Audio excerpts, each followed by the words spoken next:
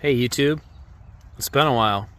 I kind of forgot about this channel, but every once in a while it's kind of fun to put some new videos up and kind of show the progress of what's going on around here. And I don't really know what kind of content I want to do, but there is always a ton going on and I think it's interesting, so maybe you guys will too. I don't know. I don't even know who will watch this stuff, but anyways, we're doing an experiment now, or I'm doing it, but we're gonna try and do hay for cheap. And obviously that kind of doesn't make any sense because doing hay is not cheap. But I didn't want to buy specialized tools. So either this field will grow up here and I can figure out a clever way to harvest it, or eventually I'll just have a super solid pasture area to put more animals back here. But this is like an acre or so open in the woods here, and as you can tell, I've taken a lot of time to kind of disc it and till it, get all the rocks out, get all the roots out, pull all the garbage trees, and I've been mowing it for a couple years to take the weed seed load down, but now it's a lot smoother. And this is almost all orchard grass and alfalfa with a little bit of red clover, but it's just basically mostly orchard grass. And we're gonna see how this grows. So thankfully I got all the seed in, and right now it's not popping up yet, but we have gotten like 4 days of rain. I got it in. I was rushing to get it done before the rain really started, so everything is still wet. So hopefully I can get this stuff at least popping out of the ground, because it's too hard to irrigate back here. Well, it's not too hard, but I don't think it's worth it. And it took more seed than I thought. So basically the idea is we'll have something standing here that is very edible, palatable, and then we can decide what we want to do. Because as you know, if you plant it, you can't do anything for a year and a half with it anyway. So, and if I let it just go, it'll just reseed itself or grow more and stronger, and we can use it when we want to. But anyways, I don't even know. This is pretty far away. We got to go all the way through the woods, all the way up there. But this is just an open spot I had, and I've been mowing it. But we are gonna see what happens here. So then through the woods over there, I've got another little section, and this is all part of the plan. It's not just hay. Like I wanted to fix this spot back here. I didn't want just weeds and crap growing back here. But also we like the deer, because that's meat too. And I want them to like this area, but I want them to, in this tree line here, this is why there's the woods through here, basically. In that tree line, there's a creek. So the plan was to maybe do some hay back here that we could use, and then I did some hay on the other side, and I did all Timothy over there because it gets taller and it needs a little bit more water, and it's a little bit more wet over there, plus it's closer to irrigate. But the plan is all the deer right now, they kind of go from the woods over there, way on the other side that you can see through these woods over there. There's more property that I have, and the deer like to hang out in there. They bed down. I try not to mess around in there too much, but then when they always like to come in here. They just follow this creek, so I'm trying to keep that nice for them too. And even if I'm going to eat them, a couple of them every year, I want them to be fat and happy about it, right? Because that's what we like to do. We like to see that. It's peaceful for us. So anyways, I planted some Timothy just on the other side of this woods here, and we'll go check that out in a minute. But anyways, the plan was super nice stuff back here, very edible, healthy, palatable, and we can either put animals back here, or I can figure out a cheap way to cut it, and that's a whole nother story we can get into in a minute. But after disking this and tilling it, I tilled it right before I did all the seed, and I broadcasted it too, because I don't want to buy all this. I don't mind buying tractors and all this kind of stuff, but once you start getting into specialized equipment for things that I'm not really sure I want to do, it gets a lot less interesting to me. So I broadcasted it all, and then when it was fluffy, so some of the seed would get down in the dirt. Then I rolled it all with a 1,000-pound roller, and then after that I flipped my drag harrow over completely, so it was just completely flat, and I dragged this whole thing without any tines, and then I was hoping that that would put a little bit more dirt back over the seed, and then went back over and broadcasted fertilizer. So it's crazy how fast seed goes when you broadcast. That kind of shocked me, but you know, homesteading, farming, whatever, is an entire money pit in itself, and it continues to be that way. So I've got about a couple $1,000s in seed and fertilizer in these few spots, these 2-3 spots that I wanted to do, and I kind of guessed it definitely wouldn't cost that much, but it did, because I kept running out, so I had to go get more and mix it up. But anyway, so we will go check out the other spots real quick. Okay, we've made it over to the Timothy section here, and like I said, this was basically, as you can see, there's the other field back there. That's like the back, the acre open in the woods there. But anyways, this is on the front side of the creek here, and I've got this set up with pure Timothy, and my thought process was, we'll see if this does better. It's all an experiment. I've never done hay before, but I wanted to do the taller stuff up here, and because it needs more water, it's wetter up here. I want the deer to come from the woods over there, and as they travel this way, they like to take this creek liner here, and I wanted them to feel like, because I cleaned all this out, along that tree line there many years ago. I mean, long time ago. I think they had cows here, but then for decades they did corn, and this was all separated out into chunks here, but I'm trying to put it all back together. But anyways, all the deer love it over there, especially there's barely any foot traffic. I mean, you can go in there, it's so overgrown and thick that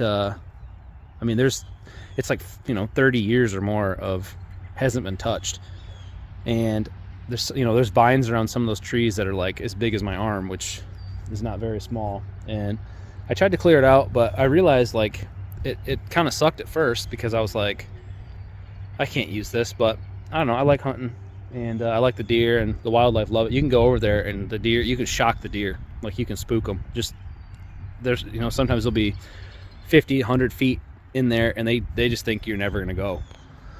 But anyways, so this is the Timothy. I got all that in before the rain too, and then you can see this is kind of like,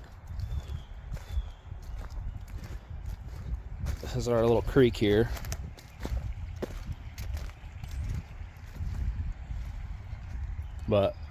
And then it goes to, you can see right through there, there's the other hay field, and then the Timothy. So just on the other side of this creek. But the deer, let's see how thick it is. It's just overgrown. It's like prickers and weeds and bushes and whatever, fallen trees, and obviously the deer love that stuff.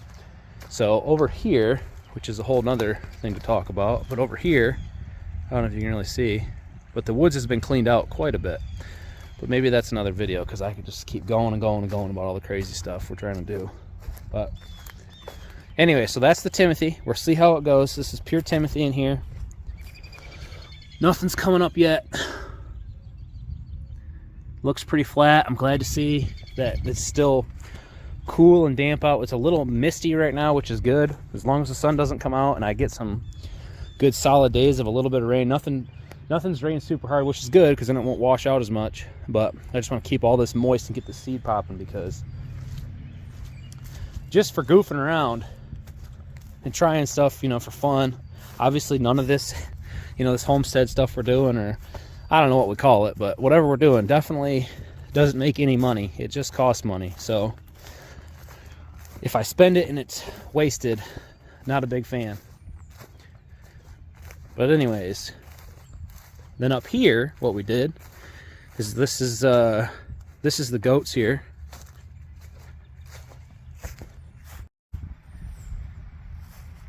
So then after, this is the third little chunk I did here. And what I wanted to do here was actually attach this to the goats here. So we have meat goats, boar goats, and it's been raining a little bit, so they're hanging out in the barn. But I just doubled this fence here from here to there, put a 12-foot gate on it, and we have these mobile fences, which this 6 foot, I think it's 6 foot mobile fences from Premier One, which are pretty expensive, so hopefully they last. But anyways, we got them, and with these goats, you can just, you know, let them out. And I mean, like, we got them out on the side right now where we like to, you know, we like to have that open, but right now I put those fences up because they just mow it down, so you don't have to mow, and it feeds them for free. Because, you know, goats multiply, and once they start multiplying, you got a lot of heads to feed. So there's a big boy right there. That's Tyson, after Mike Tyson, because he's a big boy, but when he does his call, it sounds pretty silly. It's a little higher pitched than you'd expect, but he thinks he's gonna get a snack or something like that. But anyways, so here I did all, this is a big blend. This is like a lot of alfalfa, this is a lot of orchard grass, clover, and I just did a little bit closer to an equal mix. It's still a lot of orchard grass though. But then with those mobile fences, I can just encapsulate this spot and decide when I want to let them graze it, or because it's wide open, I can harvest it if I want to later. And it just opens up the options. But that's what we got going on for our attempt at hay. And like I said, this uses no specialized tools. This is all just utility tractors, equipment for that, nothing specialized. No, you know, no seed drill. So far, no sickle bar mower, no disc, no drum cutter. You know, I haven't even bought a rake yet, but we'll see about that when we get there. But first things first, we got to get it to grow up, and we'll see what we're working with here. The plan right now is I want to try to use an older or cheaper, either one I suppose, brush hog.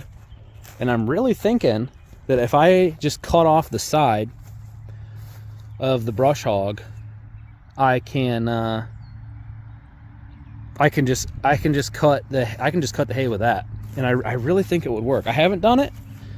A lot of people, you know, I talked to some guys who do hay, and they can't get their head wrapped around the idea that I don't want $20,000 in dedicated hay equipment for 2 acres of hay that I'm not even sure I'm going to harvest all the time, or, you know, I'm not going to cut it all the time. So I wanted to do it cheap, you know, you get that little extra victory. So I think if I do brush hog, and I you know, cut out the side of that housing, and when it's spinning around, it shouldn't hold it in there to just chop it up too much. It should just go around like this, and then if the left side, you know, if it spins this way, if the left side is open, that hay should just come out and almost lay down kind of in a row right there. And, you know, you can get one of those for under $1,000. And then if you really want to, you could figure out a way, or hang some chains or something like that and fill that gap again, and then you got a brush hog, which I already have one, but it's a heavy duty one, and I don't want to start cutting that up. You know, those light duty ones have thin blades. And then the other benefit too is if I don't want to irrigate all this like crazy, if I don't want to irrigate this, if you use a brush hog, you can elevate your cut height. So, you know, you get cutting too low, you could end up killing all this grass. And I cleaned it out pretty good, so it shouldn't hit too many rocks. I see one right there actually. But, you know, I don't want to get in the game of cutting it super low to the ground like some of these ones that like basically right on the ground or have to deal with shoes and stuff like that. So I could I could lift that thing up, crank the RPM, and I'm gonna try at least. And if, like I said, if that doesn't work, it'll be for the deer, or I'll fence all this in and have more places for animals, because there's a lot of stuff that I know that would do well, you know, I could connect something from this pasture here through the woods can't remember the name for that, but I know it's a fairly common practice to put animals in the woods, especially if we want to do more goats. But anyways, that's part 1. I'll update once I see it sprouting up what we're looking at here, but I'm pretty excited to try it out and see what we got.